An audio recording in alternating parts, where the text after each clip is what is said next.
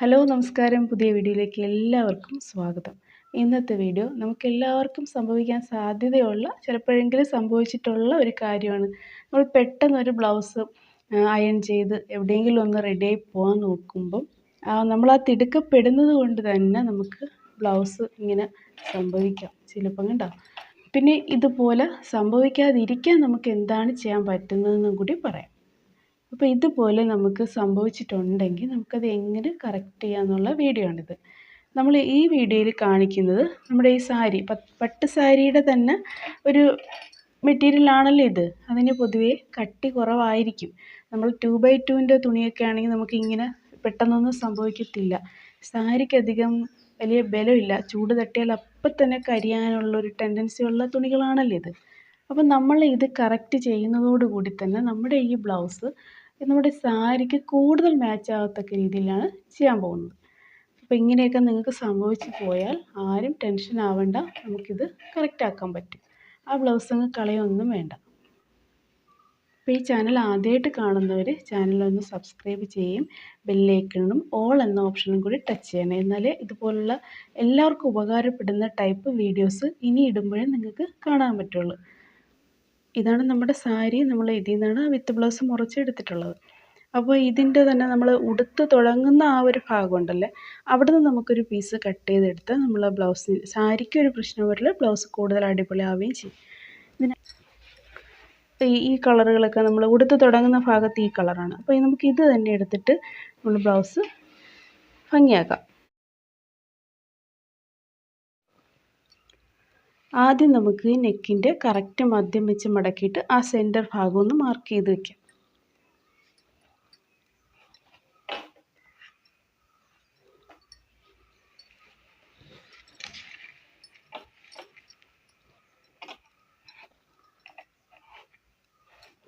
ഇവിടെ നോക്കുമ്പോൾ നമുക്കറിയാം ഇത് കൂടുതലായിട്ട് ഈ സെൻറ്ററിൻ്റെ ഇപ്പുറത്തായിട്ടാണ് കൂടുതൽ ഡാമേജ് വന്നിരിക്കുന്നത്.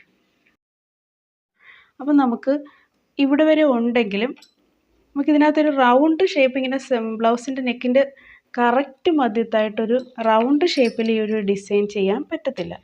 എന്താണെന്ന് വെച്ചാൽ നമുക്ക് ഈ കൂടുതൽ ഭാഗവും ഇത് കിടക്കുന്നത്, ഈ ഒരു പ്രശ്നം കിടക്കുന്നത് ഇടത്ത് ഭാഗത്തോട്ടാണ്, ഈ റൗണ്ടിൻ്റെ പുറത്താണ്.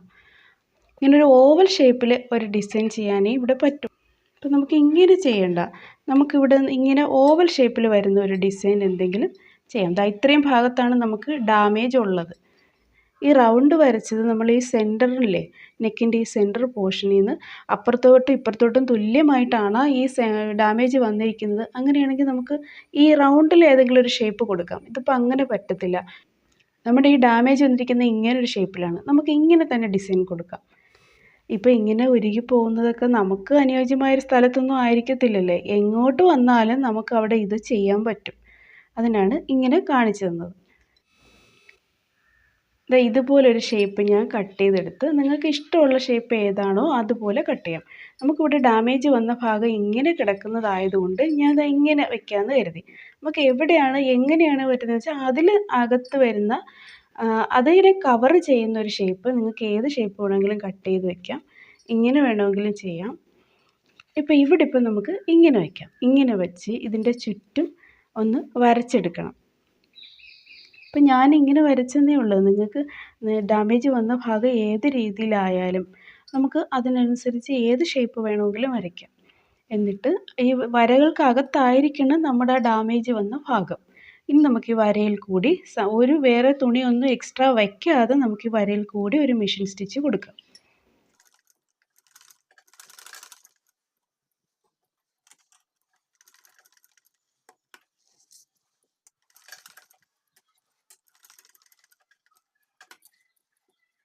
നമ്മൾ വരച്ചത് എങ്ങനെയാണോ അതുപോലെ തന്നെ നമ്മൾ തയ്ക്കണം.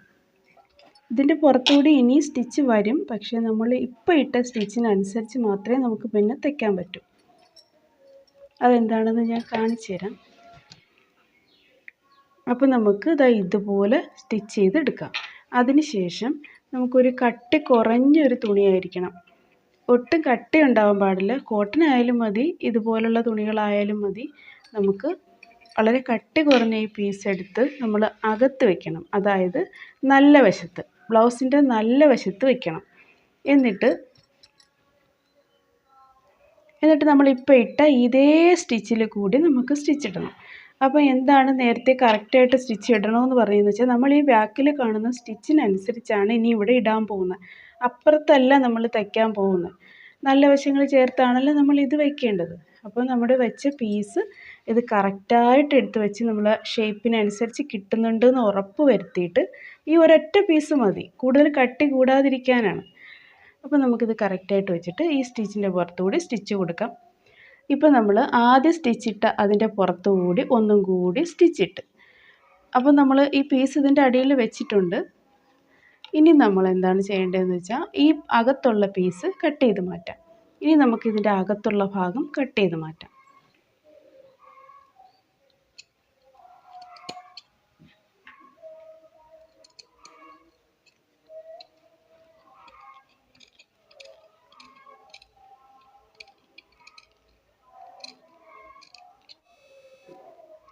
ഇപ്പോൾ ഇതിനകത്തുള്ള ഭാഗം നമ്മൾ കട്ട് ചെയ്ത് മാറ്റി. ഇനി നമുക്ക് ഈ തുമ്പിലിങ്ങനെ ഇടയ്ക്കിടയ്ക്കൊന്ന് കട്ട് ചെയ്തിട്ട് കൊടുക്കാം.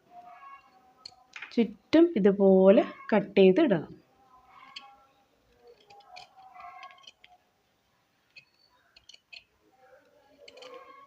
ഇപ്പം നമ്മൾ തയ്യൽ തുമ്പ് മൊത്തം ഇതുപോലെ കട്ട് ചെയ്തിട്ട്, ഇതുപോലെ കട്ട് ചെയ്തിട്ട്, ഇനി നമ്മൾ ചെയ്യേണ്ടത്, നമ്മൾ ഇതിനെ ഇങ്ങോട്ട് വെച്ച് ഈ തയ്യൽ തുമ്പിലോട്ട് ഈ പീസ് ഇങ്ങോട്ട് വെച്ച് ഈ അറ്റത്തൂടെ ഒരു സ്റ്റിച്ച് കൊടുക്കണം. ഇങ്ങനെ മൊത്തം സ്റ്റിച്ചിട്ട് വരുമ്പോൾ ഈ ഭാഗമൊക്കെ എത്തുമ്പോൾ നല്ല പോലെ ഇങ്ങനെ ഇതിൽ കൂടി സ്റ്റിച്ചിട്ട് വരാൻ നോക്കണം. ഇവിടെ എത്തുമ്പോൾ ഇച്ചിരി ഇടാൻ കുറച്ച് പാടായിരിക്കും. അത്രയും ഭാഗം നമുക്ക് ഒഴിവാക്കി വിടാം. ഇവിടെ നമുക്ക് നല്ല വളഞ്ഞു പോയിരിക്കണം. അപ്പം നമുക്കിവിടെ തയ്ക്കുമ്പോഴും ഇതിൻ്റെ പുറത്തൂടെ അതേപോലെ വളഞ്ഞ് തന്നെ നമ്മൾ ഇതിനെ ഇങ്ങനെ വിടർത്തി പിടിക്കുമ്പോൾ അറ്റത്തൂടെ തയ്ക്കാൻ പറ്റും. നമുക്ക് ഈ അറ്റത്തൂടെ തയ്ച്ച് വരാം.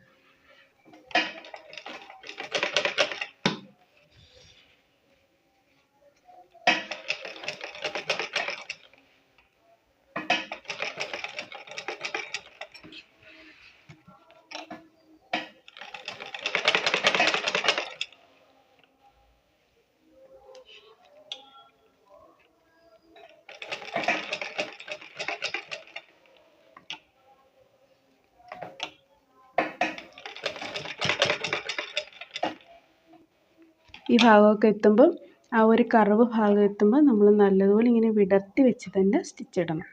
എന്നാലേ നമ്മൾ വരച്ച ആ ഒരു ഷേപ്പ് തയ്ച്ച് കഴിയുമ്പോഴും കിട്ടുള്ളൂ. അപ്പോൾ നമ്മൾ ഈ വച്ച് തയ്ച്ച പീസിൻ്റെ അറ്റത്തൂടെ ഒരു സ്റ്റിച്ച് കൂടെ കൊടുത്ത്, ഇനി നമ്മൾ ചെയ്യേണ്ടത് ഈ പീസിനെ അങ്ങ് അകത്തേക്ക് കൊണ്ടുവരണം. നമ്മൾ ഈ വച്ച് തയ്ച്ച ഈ പീസില്ലേ, അതിനെ മൊത്തത്തിൽ അങ്ങ് അകവശത്തേക്ക് മാറ്റിയിട്ട് നമ്മൾ ഈ ഷേപ്പെല്ലാം അതുപോലെ വരത്തക്ക വിധം ഇതിൻ്റെ പുറത്തുകൂടി ഒരു സ്റ്റിച്ച് കൊടുക്കുകയാണ് ചെയ്യേണ്ടത്. അതോടുകൂടി ഇതിൻ്റെ ജോലി കഴിയും. ഈസിയാണ്, വളരെ ഈസിയാണ്. ഈ പീസ് നമ്മൾ അകത്തോട്ട് വയ്ക്കുമ്പോൾ ഇതുപോലെയാണ് കിട്ടുന്നത്. ഇതുപോലെ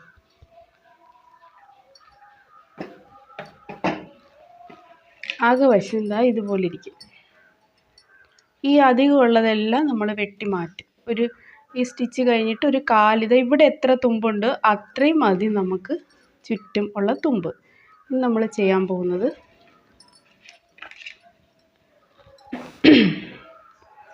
നമ്മൾ സാരിയിൽ നിന്ന് ഇതുപോലൊരു പീസ് കട്ട് ചെയ്തെടുക്കണം.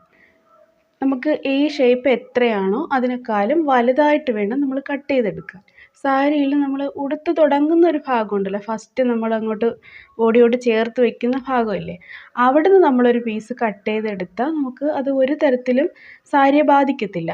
അത്രയും ഭാഗത്ത് ഇതേപോലൊരു പീസ് വെച്ചങ്ങ് തയ്ച്ച് കഴിഞ്ഞാൽ ഒരു പ്രശ്നവുമില്ല, പുറത്ത് അറിയത്തേയില്ല.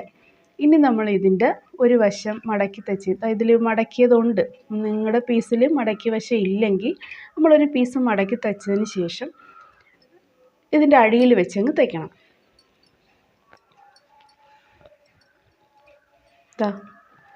ഇങ്ങനെ ഇവിടെ വെച്ചങ്ങ് തയ്ക്കണം.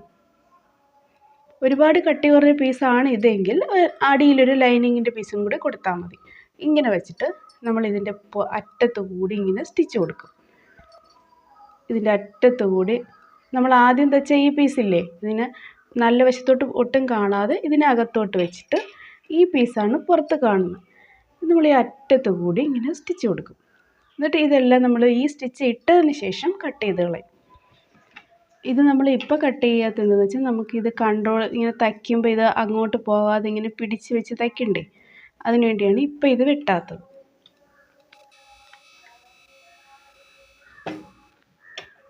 ഇത്രയും നേരം നമ്മൾ തയ്ച്ചത് സെയിം നൂലല്ലെങ്കിലും കുഴപ്പമില്ല. നിങ്ങൾക്ക് കാണാൻ വേണ്ടി ഞാൻ സെയിം അല്ലാത്ത നൂലിട്ട് തയ്ക്കുകയും ചെയ്തായിരുന്നു. നമ്മൾ നൂലെടുത്ത് തുണിയിൽ വെച്ച് നോക്കണം, എന്നാൽ മാത്രമേ നമുക്ക് സെയിം കളർ ഏതെന്ന് പിടികിട്ടുള്ളൂ. ഇങ്ങനെ വച്ച് നോക്കുമ്പം കൂടുതൽ അറിയാത്തത്, നൂല് വെച്ചതായിട്ട് അറിയാത്തത് ഏതെന്ന് വെച്ചാൽ ആ കളർ എടുത്ത് വെച്ച് നമുക്ക് തയ്ക്കാം. അപ്പോൾ ഈ കളറാണ്, ഇതാണ് കുറച്ചുകൂടി ഇതിൽ അറിയാത്തത്. തയ്യൽ ഇത് കുറച്ചും കൂടി അറിയുന്നുണ്ട്, നമുക്കിത് വെച്ച് തയ്ക്കാം.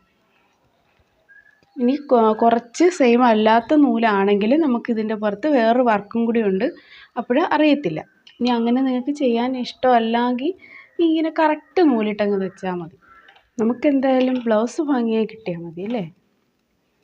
പിന്നെ നമ്മൾ തേക്കുമ്പോൾ ശ്രദ്ധിക്കേണ്ട കാര്യം, ഇതുപോലെ പെട്ടെന്ന് ഇറുകി പോകുന്ന തുണികളാണെങ്കിൽ നമ്മൾ ഇസ്തിരിപ്പെട്ടിയുടെ ചൂട് കുറയ്ക്കണം. അതല്ലാതെ നമുക്ക് ന്യൂസ് പേപ്പർ എടുത്ത് ഇതിൻ്റെ പുറത്തുകൂടി ഇട്ടതിന് ശേഷം തേച്ചാൽ അധികം നമ്മൾ ഇത് കരിഞ്ഞ് പോത്തുമില്ല, നമുക്കിത് അയൺ ചെയ്ത് കിട്ടുകയും ചെയ്യും. ഒരു ന്യൂസ് പേപ്പർ എടുത്ത് ഒറ്റ ഷീറ്റ് ഇട്ടാൽ മതി. പിന്നീട് നമ്മൾ എപ്പോഴായാലും അയൺ ചെയ്യുമ്പോൾ ഡയറക്റ്റ് നമ്മുടെ ഈ മെയിൻ പീസിലോട്ട് തന്നെ കൊണ്ടുവന്ന് ആദ്യം വെക്കരുത്. നമ്മൾ വിരിച്ചിട്ടിരിക്കുന്ന കോട്ടൺ തുണിയിൽ തന്നെ ആദ്യം ഒന്ന് ഓടിച്ചതിന് ശേഷമേ നമ്മൾ ഇതിൽ എടുത്ത് വെക്കാവൂ. പക്ഷേ നമ്മൾ തിടുക്കപ്പെട്ട് ചെയ്യുമ്പോൾ ഇതൊന്നും ശ്രദ്ധിക്കത്തില്ല അല്ലേ.